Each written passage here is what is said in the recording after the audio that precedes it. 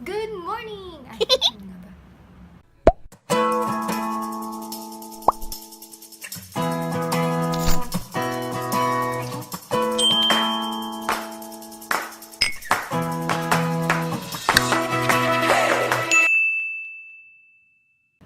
Hello everyone! This is Jenyang Estil and again, welcome to my channel. Ang tagal ko nang since hindi ako nag-upload, no? Because currently, I am studying social media marketing and also video editing. So, yay! So, today, what I'm going to do is my new daily makeup routine because kung napapansin nyo naman, mas gumanda na yung skin ko so far. Diba? And I've been using a product and I'll be creating a new vlog for that. Okay. So if you want to know more how I do my makeup, please keep on watching. So right now, what we're going to do first is again, mag-toner tayo. So toner. Right now, ito yung ginagamit kong toner. Dalawa sila. Okay. Dalawa. So, I'll put in the description lahat ng products na ginagamit ko right now. Ginagamit ko first na nilalagay ko is the Rejuvenating Toner by Aamarah Skin Products. Beauty products pala. So, yan. Ginagamit ko siya because it helps remove the dead skin cells na meron ako sa face ko ngayon. Because with the product that I'm using for my skin, it removes dead skin cells and debris and nagpapasmooth siya and nagpapatay din siya ng pores ko. So, what I'm is because nila and personal because it's the no progress. So right now, okay again, I already figured out the and I went with and usually last year and eyes, I just face and so once matuyo yan, maglalagay naman ako ng moisturizer toner. Before, ginagamit ko si Céleteque, but since I'm in Kuala Lumpur, Malaysia, walang Céleteque products here, so this is what I'm using right now. It's called, the product is simple, and it's a soothing facial toner, and again, it's 100% alcohol-free. Kasi ayaw ng balat ko ng alcohol, it irritates it. And mas lalo ako nagkakaroon ng pimples if I use products na may alcohol. So, it has no artificial perfume or color, and it has no harsh chemicals, no alcohol, sabi nga, no parabens, and no animal-derived ingredients. And ang gustong-gusto ko rin dito is that it has witch hazel, na maganda siya and soothing siya sa balat ko. So, I'll just take a cotton pad, like so. And then, maglalagay lang ako ng moisturizing toner. And then, I'll just moisturize my skin. Because right now, for my daily makeup, hindi na ako full-on foundation. Ano na lang, powder and more of skincare talaga, skincare products para mas mapaganda yung balat mo. Because the rule is because what I learned as well is pag mas maganda yung skin mo, if you take good care of your skin, you don't need a lot of high-end makeups or even a lot of makeup to put on your face and it will still look good. So I'm just priming my face with moisturizer and it will take a while to dry.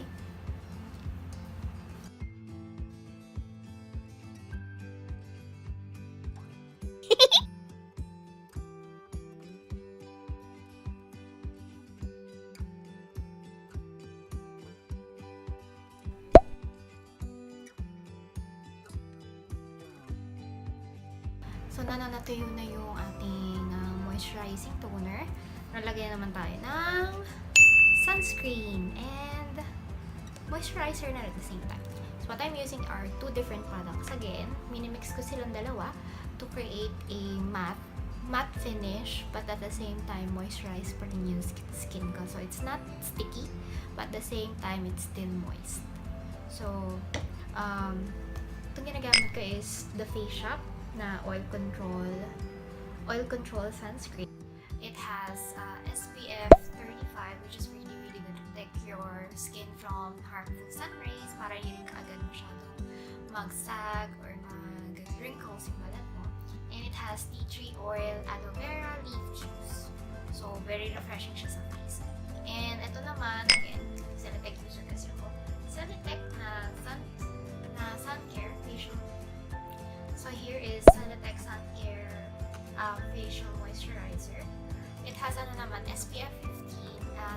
hypoallergenic, and fragrance-free. So, it's very moisturizing. So, kung mapapansin niyo yung texture niya, I put it here sa hand. So, ito yung labas or the face shop. And ito naman yung sa Céleteque. Yan. So, hindi masyadong marami lalagay ko. And hahaluin ko lang naman sila. And then I'll just put it on all over my face and neck. Pero, hindi masyadong marami lalagay ko sa face para hindi siya masyadong makti.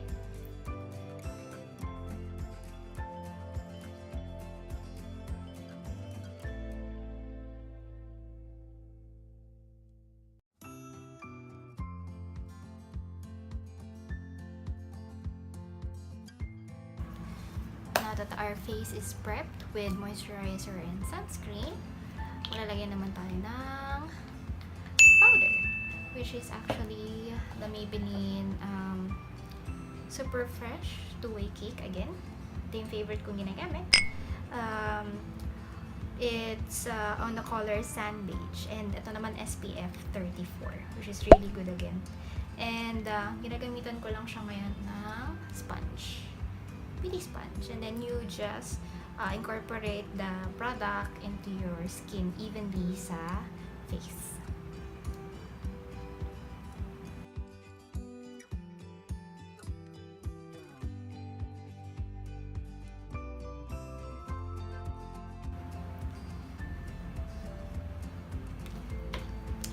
Now that our powder is done, ito naman tayo sa kilay. I'm using Nishido again in a color along with a angle brush. So, ito yung lagi kong ginagamit.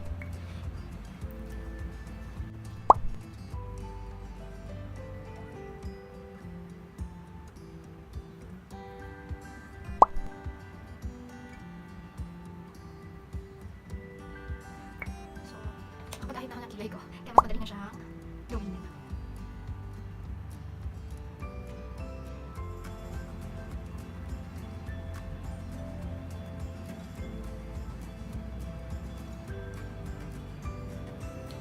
So now that I've finished my eyebrows, next naman tayo is blush. Okay. So dalawa yung ginagamit kong blush, which is first itong Fit Me, Maybelline Fit Me blush ni, Maybelline. Ano nga ba color nito? Oh, Rose Eclair. So yan. So right now, ang gagamitin ko for my blush is Maybelline Fit Me blush in Rose Eclair color. So, ito yung loob niya. Medyo shimmery siya, which is I like. And another color that I'm going to use is yung Nishido color palette. This na itong nasa gitna, which is actually for shaping. This is for contouring, but hindi ako magko-contour. Maglalagay lang ako ng I'll use these two colors for my blush. This one and this one. So now, maglalagay lang ako dito under my cheeks.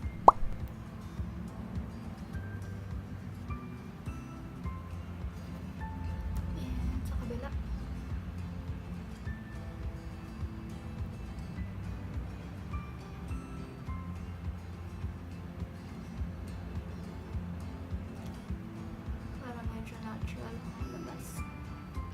And then now I'm going to use Maybelline's pink blush, which I'm going to put here kapag ganun, along, and then nag-bridge siya sa nose.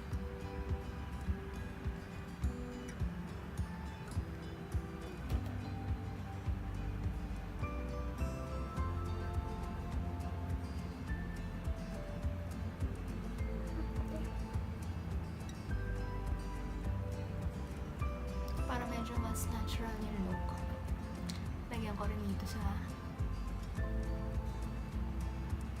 baba and sa nose. Ayan. then, as for my eyes naman, tapos na tayo sa blush. As for my eyes, I use the same,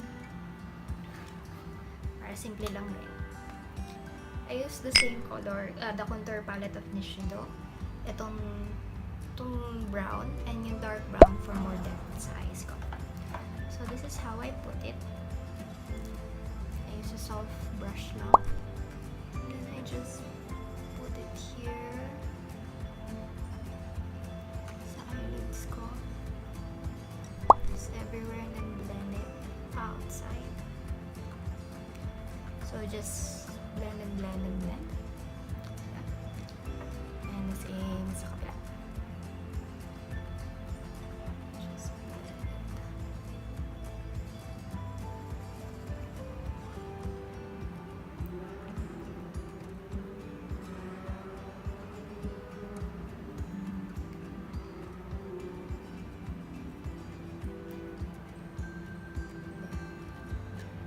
And I'll use a different brush for the dark brown naman.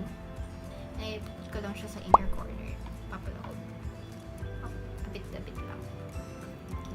This is here. And then dun sa inner socket.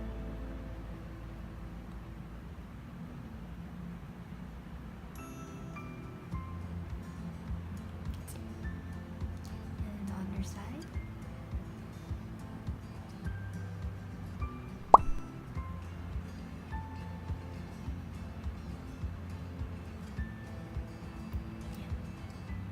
So, you don't put too much. Just the right lang naman. And if you feel na medyo, masyado siya, just blend it out. Kapag sweep mo lang siya.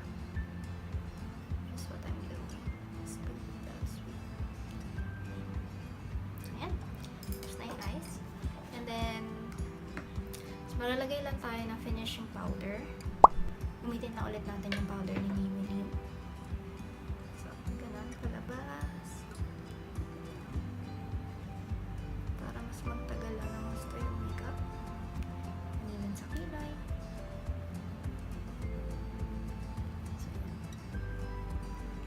So, hindi ako nagmamascara because I don't like using mascara. Kasi mahilig akong mag-gano ng eyes eh. And then, nasisira ko lang siya. So, ang last na lang is your lipstick. You can either use a nude lipstick para lang gusto mo siya ng medyo pale yung itsura, or you can use a lip tint. Ako ito ngayon yung nahihiligan ko talaga, which is yung Coca-Cola lip tint ni The Face Shop. And kasi tipid siya. So, just put it sa center and then spread it out.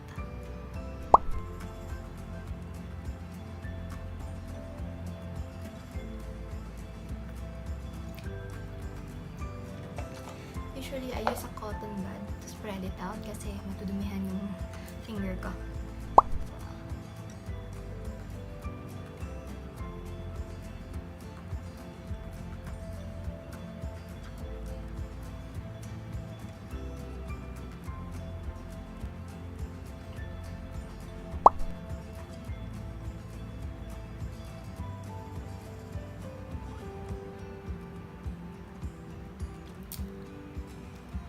That's it. Now, and we're done.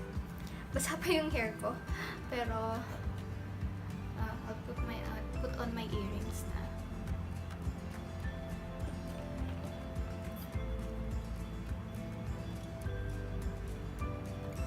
And so there. And there. Basa pa yung hair ko, pero it's okay. Mamatuyo naman siya in the long run. And I put in my earrings, my new favorite earrings. So, that's it.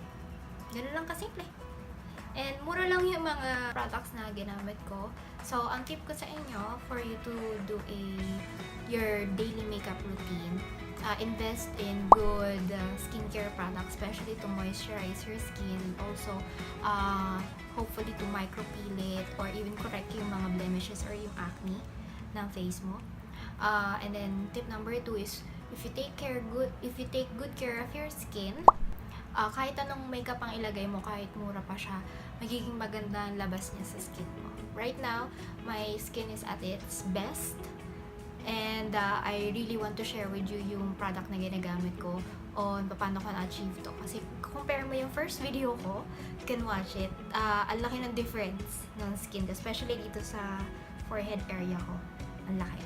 And so that's it. This is my daily makeup routine right now. It usually takes me like 10 to 15 minutes, sometimes 20. Pag hinihintay ako ng asawa ko, inorasan niya ako. But this works for me right now. And if you like what I did with my makeup, and if you have any comments, please like this video. And also subscribe to my channel for more videos about beauty and hopefully soon finance, relationships, and other lifestyle topics on my vlog. And also you can click on the bell button so you'll be notified when I have new videos uploaded. And again, thank you very much for watching, and I do hope that you put in your comments below, suggestions, or even message me, and I really appreciate those people na nag-message sa akin when I uploaded my first video. Thank you so much. And so, thank you again. Bye!